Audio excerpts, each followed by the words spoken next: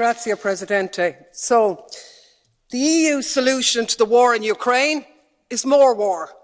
Pile in the weapons, splurge on militarism, threaten to engage in all-out economic and financial war against Russia. So the same things you were doing already and expecting a different result. The true definition of madness. How is not selling Kerrygold butter to Russia going to save any Ukrainian lives?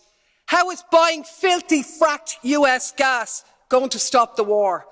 They won't, of course, because nowhere have sanctions ever succeeded in ending a military assault or achieving regime change. But what they have done is unleash economic devastation, this time round which will be paid for by the people of Russia, including those out protesting against the war, and increasingly being paid for by the citizens of Europe, facing massive energy price hikes, inflation and a catastrophic decline in their living standards. Talk about shooting ourselves in the foot. And of course this moral outrage at Russia's illegal war, which has sparked this lunacy, is in sharp contrast to the lack of any such scruples in terms of the illegal US wars in Iraq or Afghanistan, which we not only didn't condemn, but we actually joined in and continue to do business with them all the way. No such scruples about Saudi Arabia's genocide in Yemen.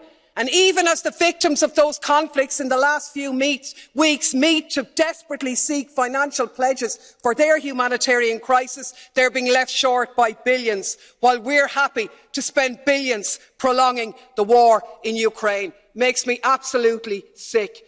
7 weeks ago, German's Chancellor Scholz correctly said, peace in Europe cannot be won against Russia.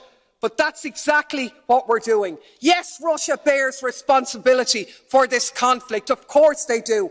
But we cannot ignore the role of NATO. And the EU, instead of promoting peace and acting in the interests of the people of Europe, the Ukrainians, the EU citizens, and yes, the Russian citizens too, has become a tool of NATO and the military-industrial complex. What is needed is an end to the conflict, an end to militarism, a ceasefire and a negotiated settlement. We should restore our role as a diplomatic one of promoting peace. Anything else makes us complicit.